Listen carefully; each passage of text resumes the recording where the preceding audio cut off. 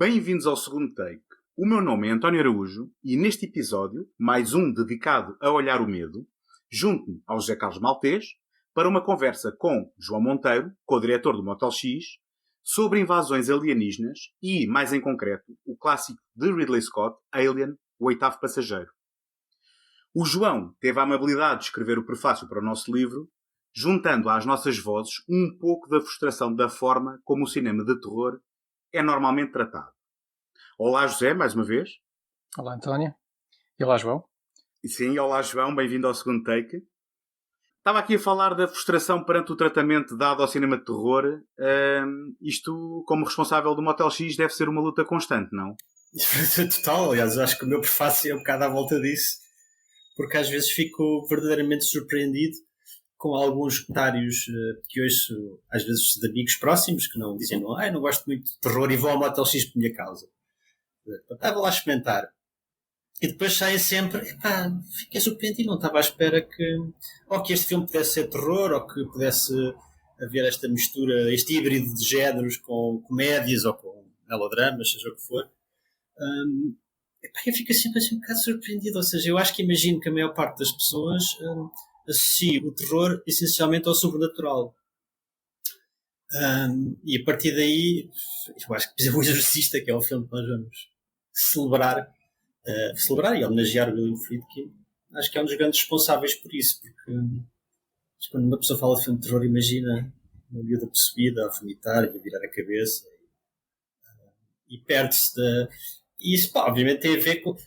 Custa mais é quando tu que tens algum conhecimento sobre a matéria, sobre filmes de terror, e sabes de onde é que eles vieram, custa-te um bocadinho também a perceber exatamente, parece quase uma conspiração, porque por um lado tens a sétima arte que enquanto sala vive um bocadinho à pala do sucesso dos filmes de terror, não é? E dos super-heróis e dessas coisas, mas por outro lado tem alguma dificuldade em dar atenção ao género, ou, sabe, durante este tempo todo, especialmente, por exemplo, Hollywood, né, os filmes de terror, raros que chegavam aos Oscars e ficavam de outro género, automaticamente.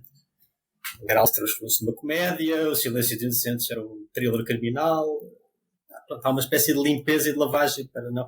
Era sempre... É um filme que namora com o terror, mas... Não é? Havia sempre um mas. Havia sempre...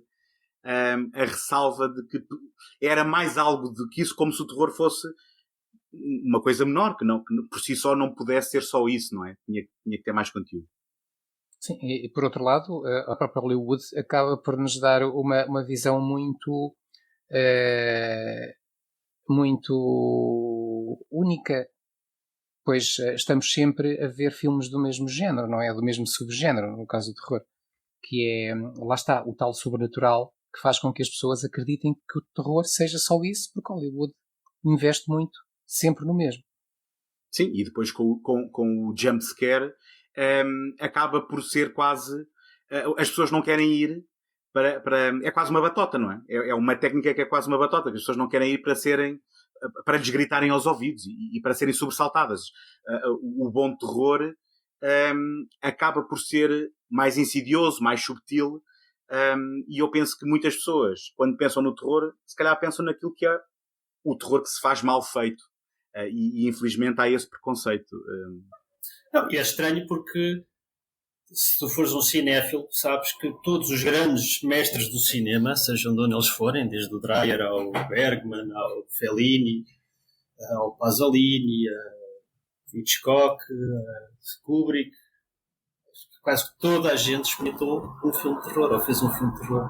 Ou seja, esse tipo de preconceito nunca existiu por parte dos criadores, é mais um bocadinho, creio eu, por parte da crítica. Ou seja, de repente agora estás a assistir a uma espécie de canto cisne do cinema em que grandes festivais já acolhem filmes de terror em seleções oficiais ou fazem estreias mundiais. Ou seja, eu, enquanto programador, já não vou aos festivais de género, digamos assim, procurar filmes, vou aos grandes festivais, a Veneza, a Cannes, mas no entanto continuam a ser, faz muita confusão, por exemplo, que o Titã seja um filme choque em Cannes. Tipo, penso, ok, incrível, deve ser uma coisa, não é, é diferente do tipo de filmes que eles costumam mostrar, Mas para quem é amante de cinema, aquilo é claramente uma destilação de várias influências e de coisas que tu já viste, e está longe de ser uma coisa muito chocante, acho eu. Portanto, é uma pena que ainda hoje esse preconceito de certa maneira exista, porque estamos a falar de cinema, não faz sentido nenhum. Mesmo em Portugal tu tinhas isso, e ainda tens isso. Tens o cinema novo, desde o Oliveira ao Fernando Lopes, ao Francisco Costa, todos eles adoravam filmes de terror, e todos os filmes deles no início, ou às vezes até já mais tarde na carreira, apontam nesse sentido e têm influências e referências de filmes de terror. Mas em Portugal então isso é pecado falar disso.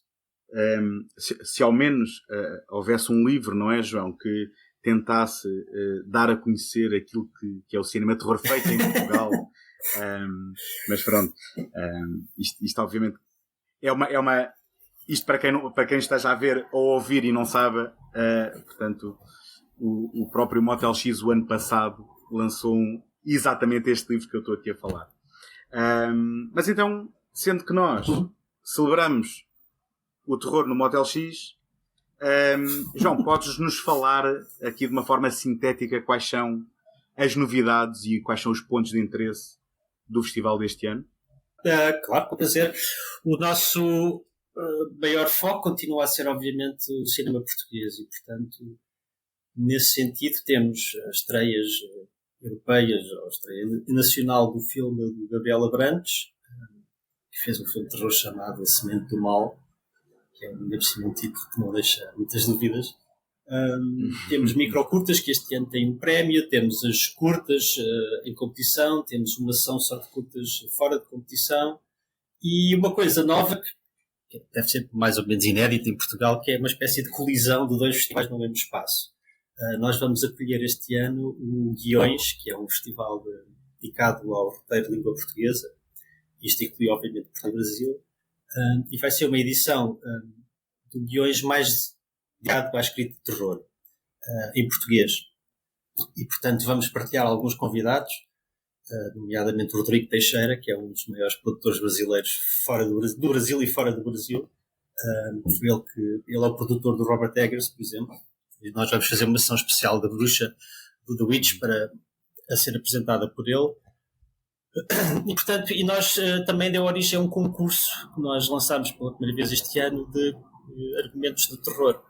Portanto, há 5 finalistas, vai haver, obviamente, o vencedor, e vão ser feitos pitches destes 5 projetos no segundo dia do Motel X, que é quando decorre, digamos assim, o grosso da atividade do Guiões. E, portanto, estas sessões são abertas ao público, para quem quiser ir perceber o estado do terror português ou da imaginação neste campo, e isso vai também afetar um bocado a programação depois ao longo do festival. E depois vão haver pequenos momentos maiores, digamos assim, que se destacam, como a vinda do Brandon Cronenberg, que é um dos novos autores que nós quisemos dar a conhecer, sendo que é um novo autor que ainda por cima, apesar do apelido que tem, é pouco visto em Portugal, ou seja, nos filmes nunca está. Ao contrário, por exemplo, do Ari Aster, acho que estrearam o Hereditário, também estreou. O Brandon Cronenberg tem o Antiviral, que eu acho que passou na altura no festival, o Possessor desapareceu, que é um filme incrível, e este Infinity Pool também não vai ter distribuição. Portanto, e o Infinity Pool, como vamos ainda por cima, é uma sessão especial, que é um Director's Cut, que é diferente do filme que foi apresentado no início do ano, creio que foi o ano passado, em South by Southwest, ou em Sundance, acho eu. E, portanto, depois vamos ter, obviamente, uma competição europeia bastante forte este ano, que conta com a presença do Gabriel Abrantes, mas vamos ter 2 estreias mundiais dentro dessa competição, de um filme turco chamado The Funeral e de um filme francês chamado Wood Witch. Portanto, vão haver apresentações de livros, nomeadamente o chamado Olhar o Medo. Não sei se estão a par da coisa. Não, é um livro bastante fascinante e único dentro do panorama literário português. E, portanto, todas as atividades e filmes e sessões vão estar brevemente no seu site e os bilhetes vão estar à venda dentro de uma ou 2 semanas. E há um bocado também falava já agora, só para reforçar, que no ano em que o Exorcista faz meio século, e algumas semanas depois de William Friedkin também ter falecido, acaba por haver quase uma dupla celebração, não é? Com a exibição programada do Exorcista. Que eu por acaso, nunca tinha visto o Exorcista até ao Director's Cut ser lançado nos cinemas. Já não me lembro exatamente em que ano foi. Não sei se foi no final dos anos 90 ou no princípio dos 2000, mas finalmente vi o Exorcista no cinema, na versão que nunca ninguém viu, como apelidaram na altura. E é uma boa oportunidade, não só para quem conhece e já viu o Exorcista, mas também para quem nunca viu, uma boa oportunidade para ver no grande ecrã, não é todos os dias que podemos. O Exorcista está para o cinema terror como Guerra e Paz, está para a literatura, não sei, acho que temos que honrar os clássicos de vez em quando, e já fizemos isto com o Alien nos 40 anos e correu muito bem. Há um apetite para descobrir, ou para redescobrir, ou para ver pela primeira vez em sala os filmes. Exatamente, para ver em sala. E isto apesar do William Friedkin também ter sido culpado daquele fenómeno de que ele dizia que este não era um filme de terror, não é? Mas lá está. Apesar de ser o seu autor, não é? E de ser um dos maiores responsáveis pelo seu sucesso, o próprio distanciava-se um pouco desse epíteto, se bem que ele também repetiu o género pelo menos com um filme que eu me lembro, mas já não repetiu o sucesso. Pronto, e já agora tu também referenciaste aí, aproveitamos e estamos aqui mesmo para fazer promoção descarada. Vamos também ter a apresentação do Olhar o Medo. Depois quando sair a programação definitiva, vemos o dia e a hora para também partilharmos. Mas então, aproveitando a dica para passar aqui ao nosso livro e àquilo que também é o tema que nos traz aqui hoje. José, queres explicar a quem possa não ter visto o episódio anterior que fizemos o que é que vamos fazer aqui para dar a conhecer o livro? Portanto, o nosso plano é fazermos episódios temáticos sobre o livro, sobre o Olhar o Medo, e como dividimos o livro em 14 subgéneros de filmes de terror, pensamos fazer 14 programas, na verdade 15, porque fizemos já um inicial que foi uma apresentação genérica do livro no mês passado, e agora começamos então os episódios dedicados cada um a um subgénero. Este é o primeiro episódio, como já foi dito no início, o João escolheu a invasão alienígena e eu falava só um pouquinho sobre o que é isso, a invasão alienígena, ou pelo menos como nós tratamos no livro, que fizemos com que escolhêssemos 6 filmes dos quais vamos falar, ou aliás dos quais falamos no livro, e depois temos um pequeno artigo sempre que fala sobre o género como um todo, ou como nós o vemos, ou como nós o definimos para assim escolher os filmes de que falamos no livro. E terminamos sempre cada capítulo com uma lista de outros filmes sugeridos, filmes que poderão não ser tão importantes, alguns sim, mas como a nossa escolha era curta, não podíamos falar de muitos livros, de muitos filmes.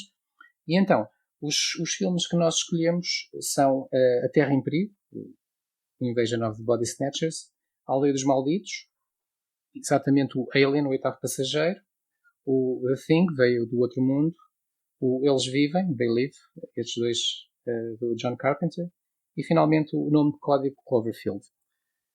E podemos dizer que esta invasão alienígena está presente no cinema principalmente, ou provavelmente só mesmo a partir dos anos 50. É um tema que, antes de que não temos grandes provas de existência antes disso, até porque foi nessa altura que se começou a falar de aliens também pelo mundo fora, e como sempre no terror, ou como quase sempre no terror, ou pelo menos nos bons filmes de terror, os filmes não são apenas, ou os temas não são apenas aquilo que aparentam, são muito mais e são muitas vezes uma crítica à sociedade e àquilo que se vê à nossa volta. E os anos 50 são típicos disso, porque é o momento em que a Guerra Fria começa a estalar e que se começa, principalmente nos Estados Unidos, de onde provém a grande maioria destes filmes iniciais, quando se começa aquilo que é, ou que ficou também cunhado no cinema como o medo do outro. O medo do outro, o medo do estrangeiro, o medo do inimigo, o medo às vezes do vizinho de outra cor, do imigrante. Isto está presente no cinema muito nos anos 50 e depois nunca morreu. E os filmes de terror, de invasão alienígena, têm muitas vezes essa componente de nos alertar para que as nossas paranoias ou os nossos medos poderão ter causas bem mais concretas e, se calhar, muito pouco razoáveis, mas, no entanto, dando causa a histerias e lá está, e a terror. Pronto, não vou aqui fazer a história do cinema de terror, de invasões alienígenas. Toda a gente conhece filmes bastante, além destes 6 que eu citei, que vão, sei lá, desde filmes bombásticos como o Independence Day de 96 a filmes de ação como o Predador, com um dos filmes que lançou o mito do Arnold Schwarzenegger. Há tantos outros, não vale a pena estar aqui a dizer mais nomes. O que interessa é passar a palavra ao João e começar por lhe perguntar, de tantos filmes que este subgénero já nos apresentou, porque é que ele escolheu o Alien? E já agora porque o tema, eu até desconfio, porque começando antes por aí. É um tema que mistura duas das melhores coisas que temos, não é? Que é terror e ficção científica. Mas isto é a minha opinião. Gostava de perguntar também ao João, aproveitando aí a dica do José, porque este tema e depois e porque do Alien. Eu confesso que tive dificuldade em escolher o filme, porque todos esses filmes são... Eu gosto de todos esses filmes, a questão do Cloverfield, que eu já nunca mais revi, portanto nem me lembro. Na altura não chega de piada, mas confesso que também não quero ser injusto. Pode dizer que eu vejo um dia e acho o máximo, até porque descobri uma coisa fascinante, que quem me sugeriu o Cloverfield foi o Pedro Costa, que é grande fã do... Como é que ele se chama? O realizador? Matt Reeves, exatamente. E tipo assim, a sério? Um dia hei de voltar a ver o Cloverfield só por curiosidade. Mas eu geralmente, o meu filme favorito, e aquele que me fazem essa pergunta, eu respondo sempre o Eles Vivem, que é um total híbrido, sendo que o terror ali é mais, talvez esteja mais na caracterização dos alienígenas, mas é toda um processo que, pelo menos para mim, me fez perceber o intento do cinema, ou para que é que o cinema serve, de certa maneira. E há um bocado de ideias que eu depois vi discutir mais tarde, obviamente, mas é a ideia, por exemplo, do cinema ser um microscópio, mas também um telescópio da realidade.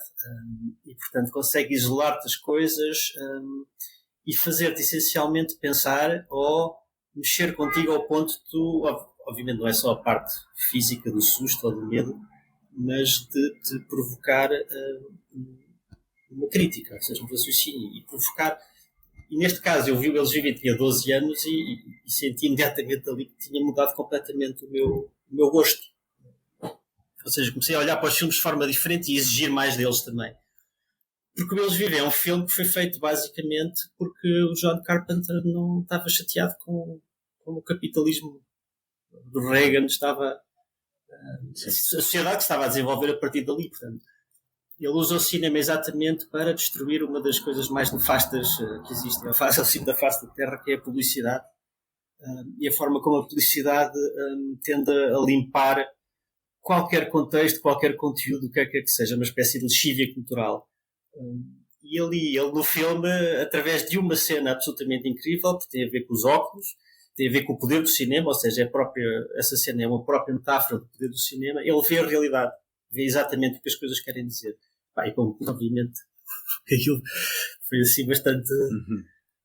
mas pronto, já falei sobre Eles Vivem, mas queria falar sobre outro filme que me fascina e que eu continuo a achar que é uma obra que transcende a criação, ou seja, no sentido em que eu não consigo dizer que aquilo é de alguém, ou seja, que o filme é do Dan O'Bannon, ou que é do Ridley Scott, ou que é do Giger, ou que é do... Porque, primeiro, sou obcecado pelo filme e sei tudo, e comprei um DVD com horas e horas de extras, via aquilo tudo, e é fascinante porque é um filme que começa por ser uma tentativa de refazer o Dark Star com dinheiro, e é proposto a Roger Corman. E o Roger Corman diz-lhe, vai lá falar com os estúdios e depois se ninguém te quiser fazer, volta para mim que eu faço disso. E eles conseguiram agora não lembro qual é que foi o estúdio que foi Universal. 20th Century Fox. Que achou 20th Century Fox e contratou Walter Hill. Sim, Walter Hill. Sim. Já agora foi a Brandywine, a produtora do Walter Hill, que trabalhava, acho eu, de perto com a 20th Century Fox, mas foi inclusivamente o Walter Hill que estava apontado para realizá-lo. Sim. E ele fez coisas incríveis, que ninguém sabe, porque no argumento, não podemos o argumento original, mas, por exemplo, eram todos homens, os apelidos, masculinos, e ele inverte isso e cria, a Ripley passa a ser uma mulher, a Lambert também, e inventa um robô. O Ash, que é ali o momento de paranoia corporativa do filme, de existir esse lado mais político, assim, mas tem um bocado a ver também com o tipo de cinema que o Walt Hill fez, mas ele depois também desistiu. E o filme foi para o Ridley Scott como uma espécie de segunda aposta, uma aposta muito arriscada, mas vamos lá ver o que é que isto vai dar, que ele já tinha feito um filme de época, chamado Duelists. E depois havia todos os resquícios que vieram da implosão do Dune de Jodorowsky, desde o próprio Dan O'Bannon ao Giger, que tinha sido contratado para o Dune, todos aqueles desenhadores de naves espaciais, interiores, exteriores, a quantidade de gente incrível que está naquele filme. E depois todo o Ron Cobb também. Ron Cobb, exato. Trabalhado no Star Wars. Sim. E portanto, depois o Ridley Scott é a cereja em cima do bolo, porque é a única pessoa que vê o potencial da coisa, vê o filme, e é o tipo que faz o fim-capé para manter-se o Giger. Porque sem o Giger, o Alien Exatamente. Não era nada. E portanto, tu podes separar estes blocos deste filme e analisá-los isoladamente e são coisas fascinantes. O trabalho do Giger, todo ele, é absolutamente incrível. E a criatura que ele criou, não há igual, não há predadores, nada se porque aquilo consegue levar-te para um campo de medos primários, ancestrais, medo do sexo, que é uma das grandes... O sexo e a morte também, que é um dos grandes temas dos filmes de terror, essa ligação entre o prazer e a morte. E é um filme, se tu analisares, é completamente... até hoje, já na época era, mas até hoje é um filme que é sobre um bicho que viola homens. Sim, viola e engravida. Toda a sexualidade é adulterada e alterada ali. Portanto, é um homem que dá à luz. Tu nunca vês as bordes, digamos assim, ou seja, ele está... é tudo feito por sons e por insinuações e, portanto, tu não sabes o que é que está a acontecer, se a luz mata, se a luz viola, quer dizer, vais saber porque tens o resto da mitologia dos filmes a seguir, não é? Mas ali não sabias, isso era ótimo. E eu acho que é um filme que, se vocês quisessem pegar no Olhar o Medo, falar sobre tudo isto que vocês tiveram a falar e tivessem que escolher um filme, era o Alien. O Alien podia caber em qualquer capítulo dos vossos. Eu, aliás, até tinha aqui tive a certificar-me para ver se não me enganava. Portanto, monstros, check. Vampiros, check. E o vampiro e o lobisomem têm essa cena, essa ligação à puberdade e à sexualidade reprimida, que está no filme por todo lado. Desde a forma como o bicho age perante o próprio bicho, é completamente fálico e fluidos a saírem sempre completamente. Tens imensas referências à nave do Giger no planeta. Tem uma entrada que é uma vagina, tem palos por todo lado. A própria morte. Mesmo a forma como o Ash tenta matar a Ripley é completamente... Sim, ele está a violá-la, mas porque não tem sexo. É um robô. E a única forma de conseguir algum tipo de violência sexual é através da boca, através do falo. O que é fascinante, sabendo que originalmente o argumento tinha sido escrito contando que podia ser tudo homens, não é? Ou seja, acaba por ser elementos que depois ganham uma nova dimensão a partir do momento em que há essas pequenas alterações e esses pequenos ajustes que foram introduzidos pela equipa do Walter Hill e do David Giler, não é? Sim. Portanto, ou seja, há pequenos pormenores que não vêm todos da mesma fonte, mas vão-se acrescentando, vão-se colando. E é um filme que, ao longo do processo de produção, exatamente, foi crescendo e tornando-se uma coisa tipo da soma das partes. Ou seja, tipo, tudo aquilo, tiras um bocadinho, o filme perto. Sim. Tens o outro do computador chamado Mãe, dentro da nave. O jogo estava a acabar. Portanto, a ciência, obviamente. Temos a ciência. É uma ficção científica. E distúrbios psicológicos. Incrível este. Está lá. Todos os temas estão lá. O Alien tem... Podias falar de expressionismo, surrealismo, podes falar do cinema político, podes falar do Home Invasion, do slasher.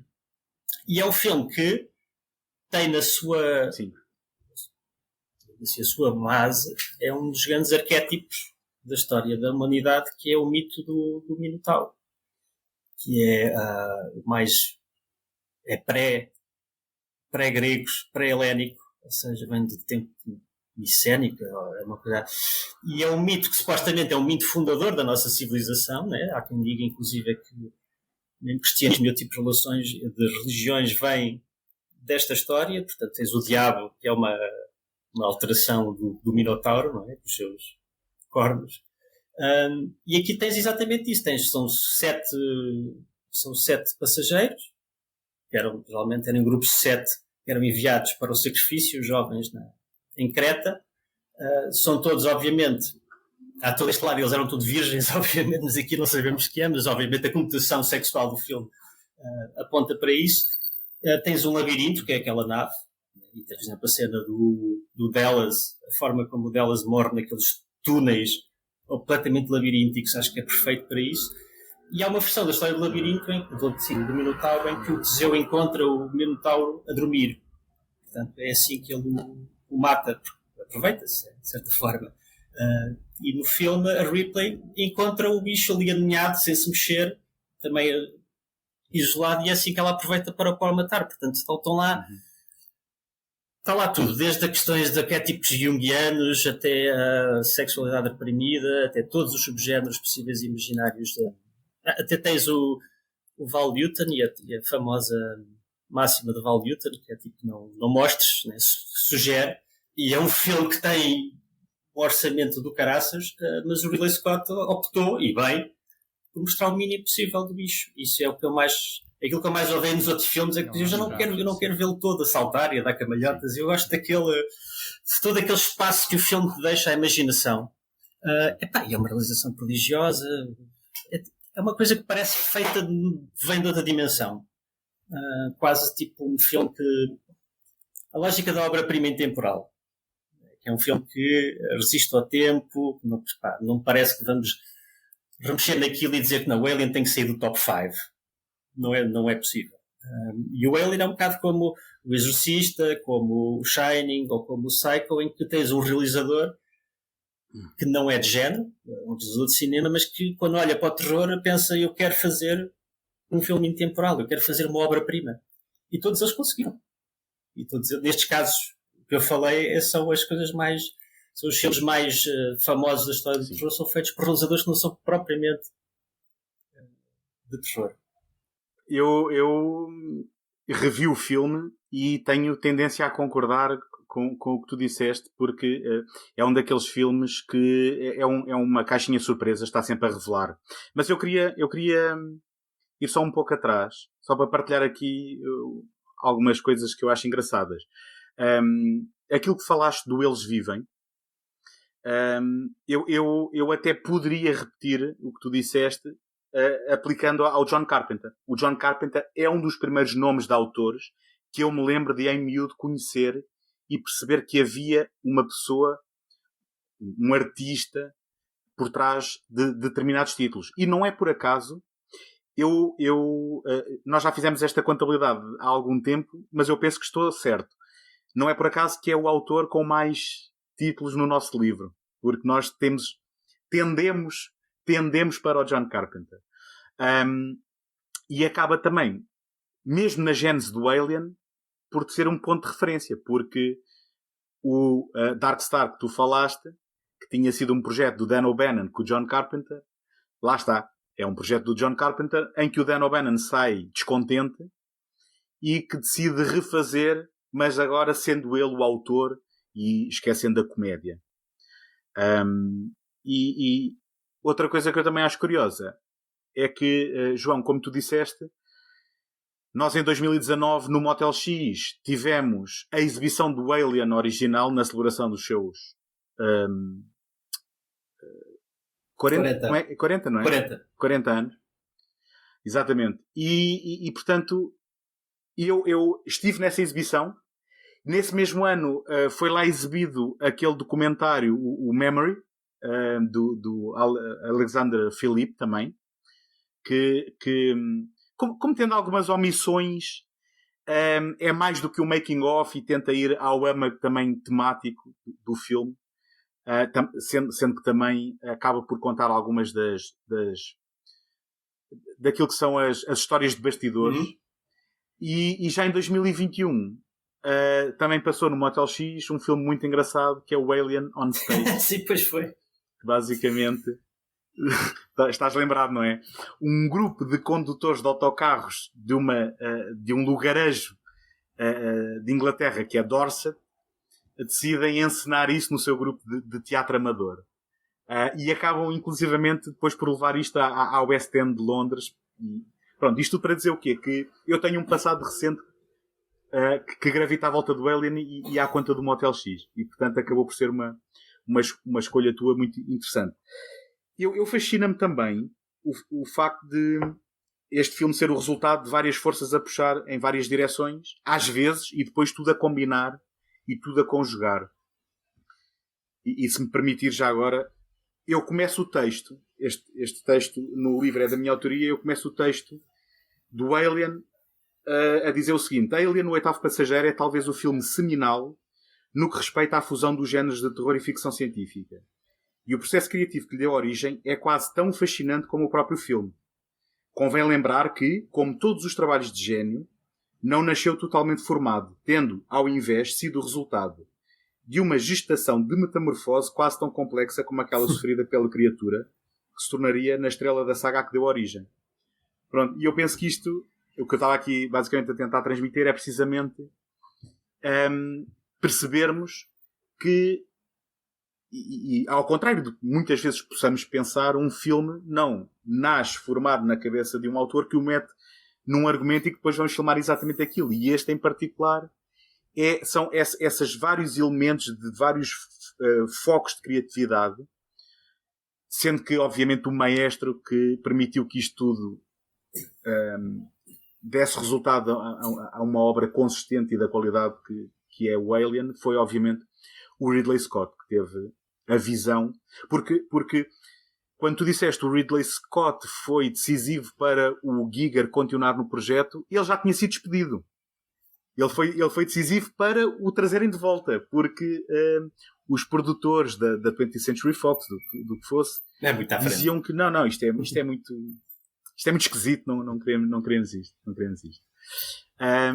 Outra coisa que eu acrescentaria é que eu acho que tu já tocaste aí na riqueza temática do filme e eu continuo sempre que o vejo a surpreender-me com o que vou descobrindo ainda passado estes anos. Já lhe perdi a conta às vezes que vi este filme. Mas não deixa de ser curioso também o Alien não ser propriamente um filme totalmente original. Porque é um filme que, inserido nesta temática da invasão alienígena, ou se não quisermos falar em termos de invasão, mas deste cruzamento do terror com o espaço, temos aqui uma profusão de influências de filmes dos anos 50, dos anos 60. Há alguns exemplos que vêm sempre à baila e que são referidos, como O Terror que Veio do Espaço, um filme de 58 do Planet of the Vampires, do Mário Bava, não é? É esse que estás a referir? O do Mário Bava. Que eu também vi isso e também pensei, cara, isto é exatamente igual, o esqueleto. Inclusivamente temos como outra referência um filme do próprio Roger Corman, o Queen of Blood. Eu não vi esse. Que eu não quero mentir, onde entra o Dennis Hopper, acho eu. Eu não tenho a certeza, mas penso que foi mais um daqueles filmes feitos num vão de escada em 2 semanas ou menos. Mas isto tudo para dizer o quê? Que toda a arte, não é? É reciclagem. Toda a arte, isto já tudo foi feito, já tudo foi inventado, mas como é que se consegue pegar em tantas fontes de inspiração e, no entanto, fazer algo que parece completamente novo, fresco e que traz algo único para o género, não é? E eu penso que aqui, obviamente, foi aquela ideia de gênio que, por acaso, acho que é atribuída ao Ronald Shusett, que foi o parceiro de escrita do Dan O'Bannon, que foi a forma como o alien viria para dentro da nave, que é a tal inseminação do ovo para depois haver então aquele parto doloroso. O famoso parto. Yeah. Exatamente. Que, pronto, obviamente que é um daqueles momentos. Aliás, eu penso que nesse documentário do Memory, em várias ocasiões, penso que tanto o Ridley Scott como o Walter Hill estavam a ler, a pensar, ok, mais um filme banal, e quando chegam a... Yeah, é isso. É o money shot. Então, deixem-me só já agora dizer também algumas coisas. Eu estava-vos a ouvir e achei piada pelo facto de estar a falar do John Carpenter e do Eles Vivem, que foi provavelmente o primeiro filme de John Carpenter que eu vi no cinema. E, portanto, também foi assim um abrir de olhos. Viste em que cinema? Onde eu moro. Em que cinema é que viste, José Carlos? Onde eu moro, na Margem Sul, Corroios. Tinha um cinema que já não existe, obviamente, não é preciso dizer, com sessões diárias e várias sessões por dia, 1 ou 2 sessões por dia, e eu estava sempre lá caído, claro. Nos anos 80 vi tudo o que passava, geralmente com um mês de atraso em relação às 3 em Lisboa, mas depois passava tudo.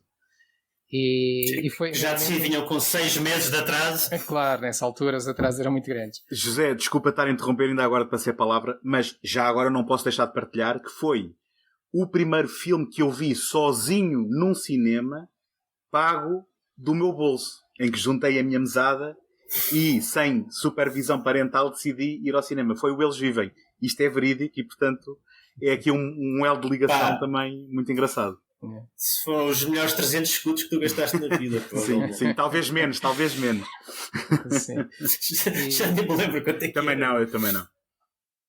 Voltando ao Alien, nós gravámos um programa no âmbito do Universos Paralelos, já há uns anos, sobre todo o universo. Nós, no Universos Paralelos, gostamos de falar de universos completos, ou mais completos que consigamos abordar. E eu, por acaso, estive a ouvi-lo recentemente, que é uma coisa que eu nunca faço, ouvir as coisas que gravamos. E eu fiquei quase surpreendido pelo fascínio com que nós falamos do Alien. E agora estava a ouvir o João e tudo aquilo que o João estava a dizer, e realmente não há nada a acrescentar, porque esse fascínio, acho que falo por mim, falo pelo António, porque ele também está no Universo Paralelos e eu ouvi-o, e esse fascínio e toda essa admiração é algo que nem conseguimos descrever. É preciso que as pessoas vão realmente ao cinema ver o filme. Há uma coisa que eu acho piada, que é em toda a inovação que o filme trouxe, ou em tudo aquilo que ele poderá ter copiado ou sabido usar, a maneira como mistura os ingredientes, que era a melhor forma de dizer, acaba por ir beber às fontes mais primárias e mais óbvias possíveis. A maneira como eu, quando quero descrever o Alien a alguém, o que é isso, eu digo às pessoas, lembram-se dos medos infantis que haviam do papão, o bicho que nos vinha fazer mal se nós nos portássemos mal? Lembram-se do medo do escuro, que toda a gente tinha medo do escuro em criança? Isto é o Alien, da forma mais sucinta possível, e é o saber pegar nesses fatores, o escuro, o tal bicho, que não sabemos o que é, e esse é o grande triunfo do primeiro filme em relação aos outros, é que nós não sabemos o que é, não sabemos ao que vem, não sabemos o que faz, e tudo isso assusta ainda mais. E pronto, é esta mistura de ingredientes, e não preciso dizer mais, o João já disse muito bem. Mas eu gostava de pegar daquilo que o António disse há bocado. Desculpa, João, desculpa, só para dizer o seguinte, eu até sei quanto é que paguei para ele o bilhete. Posso dizer? Tenho aqui. Fui numa segunda-feira à tarde, às 4 da tarde, e paguei 175 escudos por ele. Uau! Ainda tenho aqui, exatamente, o do Eles Vivem. Depois deixei-me disto. Isso foi barato. Deixem-me disto. Sim, foi uma excelente. Eu vi no São Jorge. Uma excelente relação qualidade-preço. Sim, esta era em Cascais, não era uma sala com a imponência do São Jorge. Mas, João, desculpa, interrompido. Não, tu estavas a dizer há bocado aquela coisa portanto, da quantidade de talento e como é que se pode pegar de uma coisa que já não é original, né, e transformá-la em algo maior. Eu cada vez agora estava a ouvir-vos a falar e começava-me a lembrar de mais coisas que acho geniais. Por exemplo, aquilo que o Zé Carlos estava a dizer do fascínio que o filme ainda hoje exerce. Uhum. Eu lembro-me do póster do filme. Uhum. Eu lembro-me da frase de promoção do filme. Uhum. Que era que, tipo, no espaço ninguém te ouve gritar. Tu mesmo o póster não te dizia nada, tu não percebias o que é que era. O genérico é magnífico. Deixa logo... estabelece logo o tom para o que ali vem. E é obviamente aquilo que estavas a dizer, essas influências são influências da CB, de filmes baratos que obviamente não têm este tipo de profissionalismo ou de parte artística tão desenvolvida, porque são todos para serem produzidos de determinado tempo, né? E para um determinado público, e à partida já sabem que vão ter o lucro. Tu aqui tens o Ridley Scott, que não vem do terror, nem vem do sistema de Hollywood. Tens atores shakespearianos fazerem papéis que são carne para canhão, não é? O papel deles é como nos slashers, eles estão lá para serem mortos, estão lá a ter um bocadinho de tempo, mas tens o Ian Holm, tens o John Hurt, tens o Yaphet Kotto, e depois pessoas que vêm de mundos completamente diferentes. Tens desde os atores britânicos, aqueles tipo de ator nova-iorquino do filme policial, desde o Meredith Staten ao Yaphet Kotto. Tens a Sigourney Weaver, que é uma estreia, portanto é alguém que nem sequer tem muita experiência, e todos eles dão qualquer coisa ao filme que tu não encontras em mais lado nenhum. Com os diálogos, da maneira como os diálogos são filmados, a maneira como consegues ter uma ideia de uma espécie de dimensão psicológica de cada um dos ocupantes até o John Hurt, que é aquele que é o despachado mais rapidamente, não é? Sim. E portanto, tendo esta junção total de coisas, é um bocado difícil quer dizer, é fácil fazer uma grande porcaria. E há outros filmes de ficção científica, especialmente subprodutos do Alien, que são exatamente horrendos. Mas naquele caso acho que também tem a ver com a energia do Ridley Scott, que é um realizador que eu confesso que, à exceção deste e do Blade Runner, tudo o resto da obra dele não chega sequer perto destes dois filmes. E portanto eu acho que o facto de ter apanhado logo ali ao segundo filme, incluindo as continuações, isso é como o Indiana Jones. Eu não quero falar sobre isso, não existe para mim. Os novos filmes não existem. Força, vou vê-los, não sou contra eles, mas não é a mesma coisa, não. É um logro. Mas também podemos falar do John Carpenter. Só neste capítulo nós temos o Eles Vivem e o The Thing. Volta e meia a palavra Lovecraftiano é convocada também para falar do Alien, e o The Thing penso que é outro filme também que é um Lovecraft sem o ser, não é? E portanto, se quiseres falar um bocadinho do John Carpenter, acho que nunca vamos ser nós que vamos impedir. Eu acho que para os cinéfilos da geração dos anos 60, eles tinham o Ford e o Howard Hawks e tinham os westerns. Uhum. E nós temos os filmes de terror e o equivalente é o John Carpenter. Portanto, é difícil que filmes que apelem a uma certa rebeldia e a uma certa subversão de valores não tenham esse efeito junto de um público mais jovem. Sendo que aqui a diferença em relação ao Romero ou a outros da geração é que há sempre um personagem muito forte. Há sempre um John Wayne, um herói solitário, totalmente independente, ou até mesmo a caracterização do anti-herói que ele faz. Big Trouble in Little China é incrível nesse aspecto. Ele destrói completamente o protótipo do macho dos anos 80, tipo o Stallone ou o Schwarzenegger. E portanto, junto a uma geração nova, eu acho que ele é impossível. Ainda por cima, tendo a oportunidade de ter os filmes do Clube Vídeo ou nos cinemas, e sendo que os filmes dele até foram os mais estreados, é difícil que o Carpenter não tenha um papel importantíssimo na nossa vida. E essa... o The Thing é bom demais para ter de sucesso, que não teve na altura. Mas aquele conceito de que esse conceito Lovecraftiano de tu não conseguis imaginar uma... Ou seja, há aquele convite, né, que o Lovecraft faz sempre imaginar as coisas que ele descreve por adjetivos. E, portanto, nunca sabemos o que é que o monstro Lovecraftiano, sabemos de onde é que ele vem, né, ou do fundo do espaço, ou do fundo do mar, ou de regiões inóspitas que ninguém conhece. Mas esse conceito, e principalmente o trabalho do Rob Bottin, porque há ali 2 filmes, né, The Thing, há o espetáculo Rob Bottin e depois há o trama, que o John Carpenter é brilhante, que é a paranoia, e grupos fechados e a reagir em paranoia, e acabaram por se destruir em vez de colaborar, que é tipo também o tema do Romero. O Rob Bottin é uma coisa incrível. Eu lembro que a primeira vez que vi o filme e vi em casa de alguém, é isso, tu não sabes o que vem a seguir, não sabes o que é que ele vai construir, e depois a forma como ele trabalha esse de quem é que está infectado, como é que o bicho se vai manifestar naquela pessoa. E depois, obviamente, aquilo que tem é mesmo excesso anos 80. Tudo o que acontece ali a nível de efeitos especiais e de algumas cenas, há coisas que são irrepetíveis. Eu não consigo. Acho que é capaz de ser o único filme que eu não consigo ver um remake, porque acho que aqueles efeitos práticos ainda continuam absolutamente imaculados. Sim, e se não estou em erro, o Rob Bottin era estreante praticamente, ou era um miúdo ainda, não era propriamente um veterano dos efeitos especiais. Pá, devia estar completamente a trabalhar sobre o efeito de drogas. Seguramente. Pá, porque ali ele não há freio nenhum para a imaginação ou o que pode acontecer, uma boca pode parar em qualquer lado, depois no fim há uma mistura entre cães e homens e todos os personagens.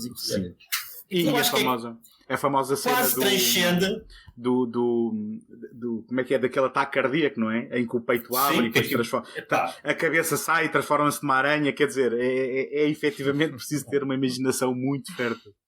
Não para, não para. Não, isso já não existe, e acho que é um filme, por causa disso, quase transcende a lógica do cinema. Aquilo são quase uma instalação artística.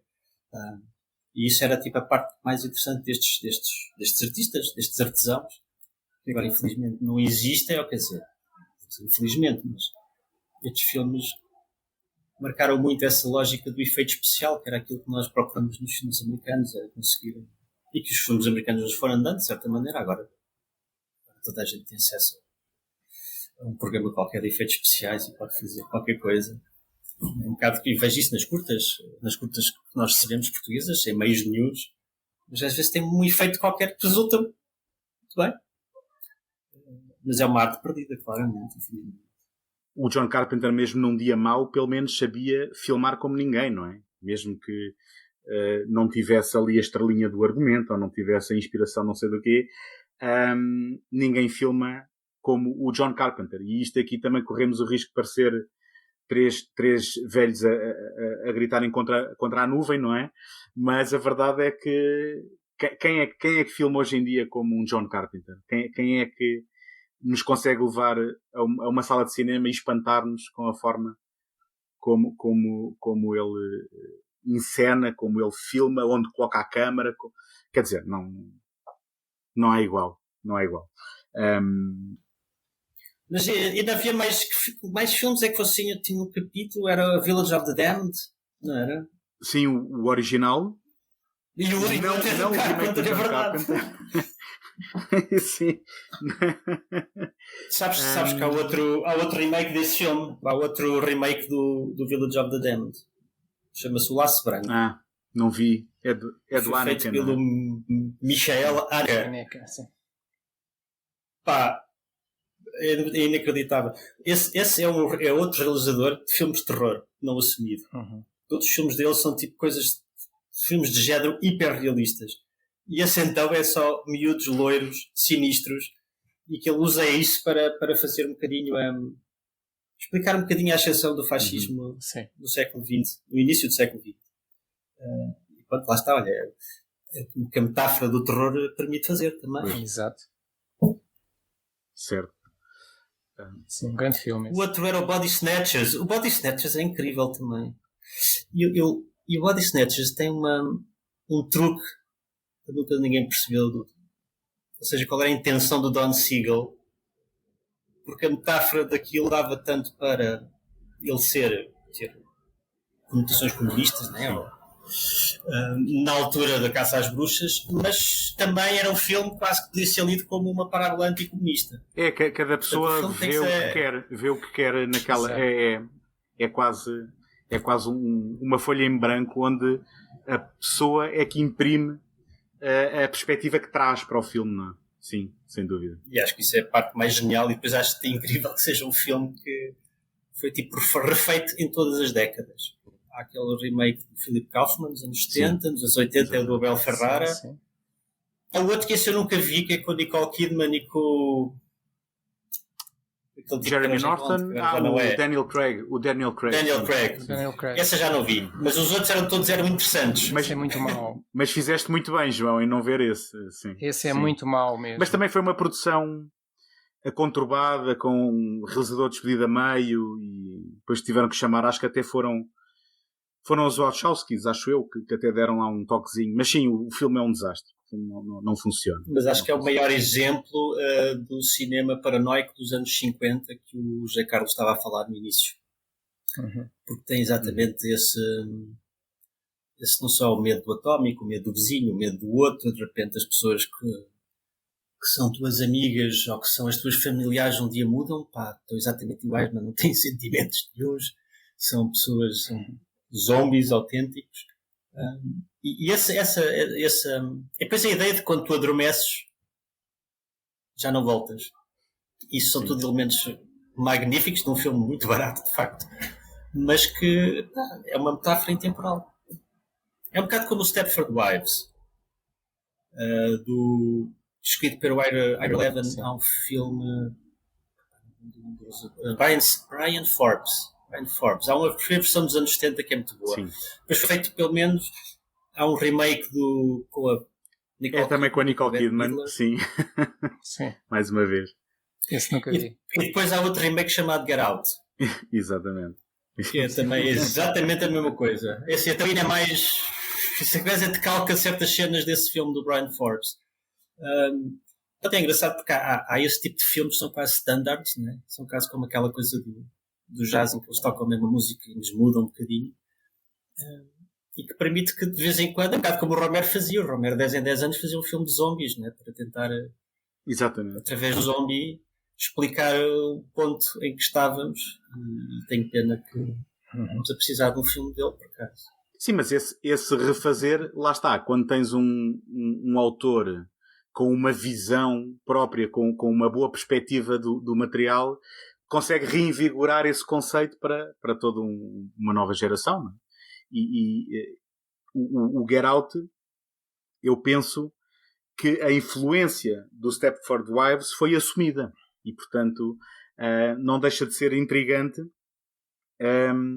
usar o mesmo template, não é? Mas para falar de algo ligeiramente ao lado, que também tem a ver, não é? Tem a ver com algum tipo de opressão também, mas para falar de um tema ligeiramente ao lado e voltar a aplicar, digamos assim, esse template. Enfim, eu arriscava-me a dizer que isto agora íamos aqui em cadeia, sempre com ligações entre títulos, e com certeza ficaríamos aqui muitas e boas horas, mas se calhar também vamos te deixar ir, João. Ainda estás a trabalhar. Já agora deixo só aqui a nota que quando isto for lançado já só falta uma semana para o Motel X. Portanto, quem está a ver e a ouvir isto, preparem-se, porque o Motel X está aí à porta.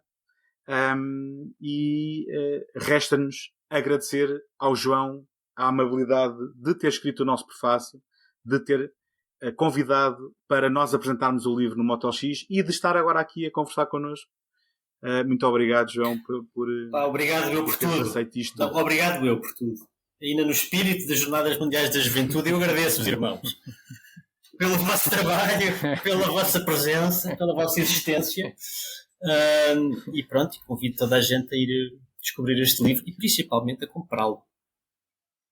E mesmo que não queira ler de Rajada, já agora, que é aquele tipo de livros que tu tens em casa de vez em quando queres saber qualquer coisa, ou vais ver se está lá um texto sobre o filme ou sobre... Que é uma coisa que eu faço e adoro isso, e tenho imensos livros que nunca li inteiros, mas de vez em quando vou à procura deles e é muito mais interessante Enquanto as informações que não tinha internet, por exemplo. E então, aproveitando a dica, João, obviamente que se aparecerem no Motel X, o livro vai estar lá disponível, mas, entretanto, se estiverem com muita pressa, porque não podem esperar, podem ir a segundotake.com/olhar o medo e podem também comprar a vossa cópia aí. E se tudo correr bem, em breve podem encontrá-la em mais superfícies comerciais. Portanto, estamos a trabalhar para isso. Boa! Portanto, mais uma vez, obrigado, João. José, nós estamos aqui para o próximo mês, para mais um episódio dedicado com outro convidado, com outro capítulo. E com vamos outro continuar tema, a falar do Olhar o Medo e, portanto, vemo-nos em breve. Espero que tenham gostado deste episódio. Até à próxima e até lá. Tchau, malta. Boas fitas. Até à próxima.